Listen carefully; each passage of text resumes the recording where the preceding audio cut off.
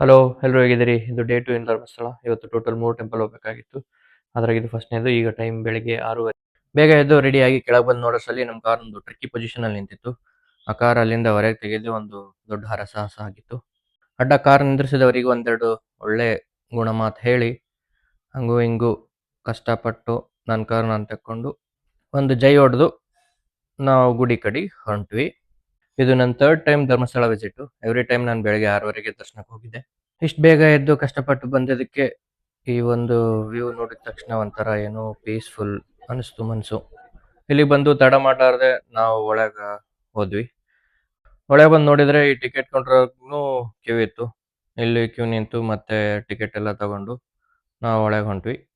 ಈ ಒಳಗೆ almost 1 kilometre ಹತ್ತತ್ರ ವಾಕ್ ಆಗ್ತದ ಅನಿಸ್ತದ. ಲೆಫ್ಟ್ ತಗೊಂಡು ರೈಟ್ ತಗೊಂಡು ಮೇಲೆ ಹೋಗಿ ಕೆಳಗೆ ಬಂದು ಅಂತೂ ಇಂತೂ ಒಳಗೆ ಎಂಟ್ರಿ ಕೊಟ್ಟು ಏನೋ ಒಂದು ಪೀಸ್ಫುಲ್ ಅನಿಸ್ತಿತ್ತು. ಕೊನೆಗೆ ನಮ್ಮ ಕ್ಯೂಗೆ ಬಂದು ಜಾಯ್ನ್ ಆದ್ವಿ. ಇಲ್ಲಿ 2 ಕ್ಯೂ ಅವ. ಒಂದು ₹200 ಅವ್ರಿಗೆ ಕೂಡ್ಲಕ್ಕೂ ಜಾಗ ಇರ್ತದ. ಇನ್ನೊಂದು ಫ್ರೀ ಕ್ಯೂ, ಅವರು ಕೂಡ್ಲಕ್ಕೆ ಜಾಗ ಇರಲ್ಲ. ನೀವು ಯಾರಿಗಾನ ಏಜ್ ಆದವ್ರನ್ನ ಕರ್ಕೊಂಬಂದ್ರೆ ₹200 ಟಿಕೆಟ್ ತಗೋರಿ, ಸ್ವಲ್ಪ ಆರಾಮ ಇರ್ತದ. ಅಲ್ಲಿಂದ ಫೋನ್ ಬಂದ್ ಮಾಡಿಸಿದ್ರು. ಒಳಗೆ ಹೋಗಿ ದರ್ಶನ ಮುಗಿಸ್ಕೊಂಡ್ಬಂದು ಹೊರಗೆ ಬಂದು ಒಂದು ಸ್ವಲ್ಪ ಫೋಟೋ ತಕ್ಕೊಂಡು ನೆಕ್ಸ್ಟ್ ಟೆಂಪಲ್ ಕಡೆ ಹೊರಟ್ವಿ.